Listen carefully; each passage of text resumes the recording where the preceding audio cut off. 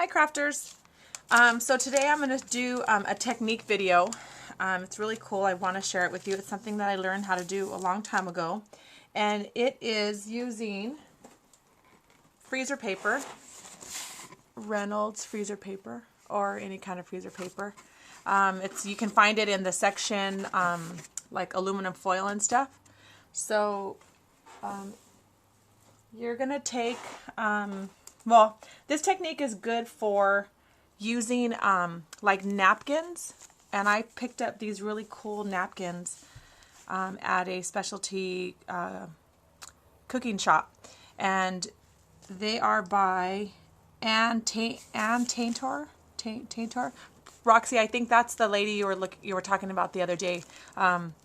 This artist started designing like cool magnets and napkins and stuff with vintage looking ladies like from the 40s and stuff, but with real sarcastic little comments. Like this one says domestically disabled.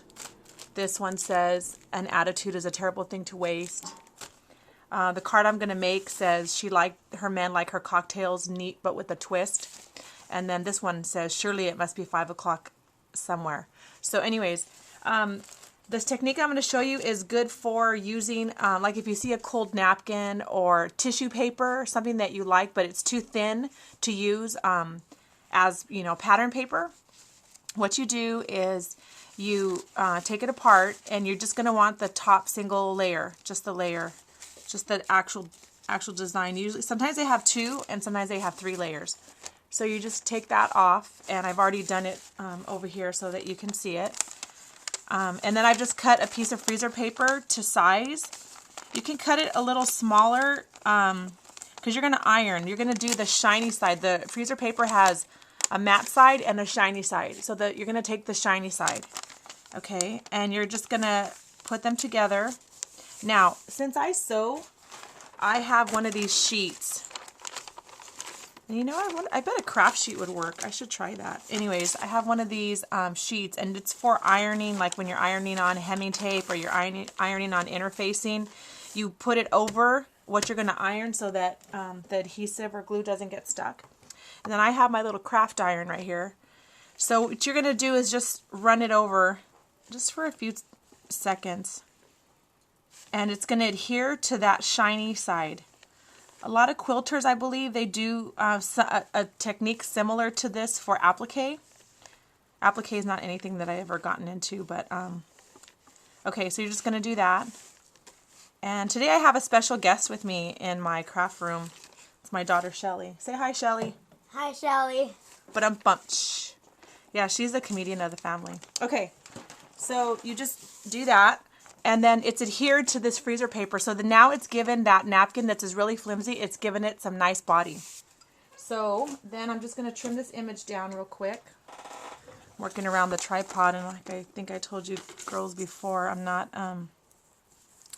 too good at that. So let's just see what I can do here. Just want to trim off that excess and make it straight. Make a little square.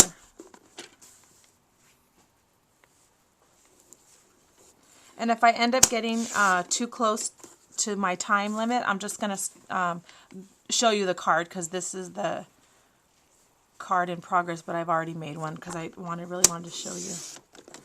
Okay, so there you go. You have it. I've just trimmed it down. And now it's like a thin pattern paper, but it still works. Okay.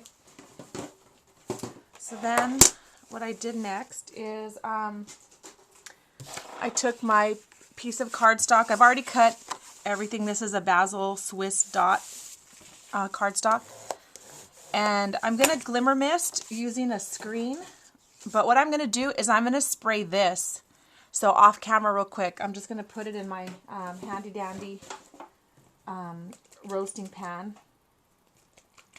and I'm going to do my technique that I've showed you before, where I put my skewer in and get that glimmer off the bottom, get all that pigment going. I have a feeling I'm going to run out of time, so you can really get it mixed up really good in there. Okay. And then I'll give it a little shake.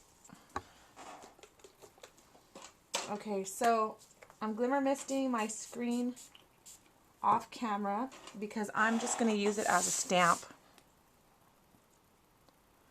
I'm going to press it down right on there. And I'm going to have my napkin ready because when I peel it up, it's going to be a little just like that. More wet in some spots than others. But I just wanted something faint. Okay, so I'm going to do the same on the back. So off screen again. Misting up that screen. No, it's okay. Shelly wants to know, can she help me with anything? You could cook dinner. Yes. Yay. Okay, so we've created our stamp. Let's take off the excess. But I really like how that looks. It's great for your vintage stuff because you get that really faint look in the background. So, okay.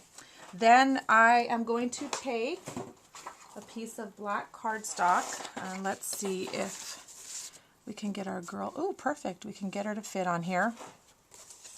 I'm going to, oh, here we go. Getting a little better at working around the tripod. Still don't like it, but anyways. And when I bought my Permatac the last time, I bought the squares, and I don't really like the squares, but anywho, I tell ya. Okay. So we're just going to place it on here so it has a mat. Okay.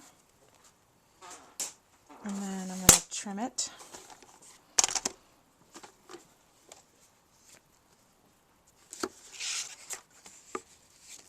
Whoops. I know you can't see. I'm just trimming the mat around the napkin. I was inspired to do this card today because of Miss Roxy Fur. She got some of those cool coasters at Michael's, and I had some too. But I also had these napkins, and this is a technique that I've been wanting to show. So, oh, Shelly, what did I drop? Okay, so I've done that, and then what I'm going to do is just ink around the card a little bit. You can use your distress inks. I was just trying to do this quick and easy so I'd have time to show you. Alrighty. And then, let's see. Okay, I'm just going to go ahead and I'm just doing this super simple because really I just wanted to show you the freezer paper technique. It's really cool. Now you're going to start looking at every stinking napkin because that's what I did. And tissue paper. You know they have like fancy tissue paper. It works the same way. Okay. So we're just going to put her right here. And then I've already glimmer misted some Prima flowers. So we're going to glue that down. And you really want to make sure when you iron that you get a really good seal. You iron all the corners. That's basically the most important part. Come on, glue. Oh, there it goes. Oh, goodness gracious. Good Lord. I did like this too. I know. Okay. You want to make sure, sorry, I got sidetracked. Doesn't take much. You just want to make sure when you iron that you really iron the edges down really well, otherwise it'll lift. So, okay, back to being serious here. So just put your flower. I have another flower. I have a little Prima bling ding. You know, my Michaels, and I've seen quite a few videos. My Michaels didn't carry these until recently, and then when they did put them all out, they were all on clearance, so I was happy as a clam to pick them up. Okay, so my handy dandy skewer, you know how I like these. Good for poking. Just kidding.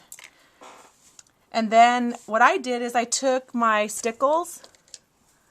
Oh, I better hurry up. I took my stickles and I added some to her earring and to her necklace, but I have the finished card on the side. I'm going to show you. And I also took some toffee color organza ribbon, and some really cool, I bought this whole spool, and I don't even know what they charged me, but I know it was cheap, whole spool of gold thread, and voila!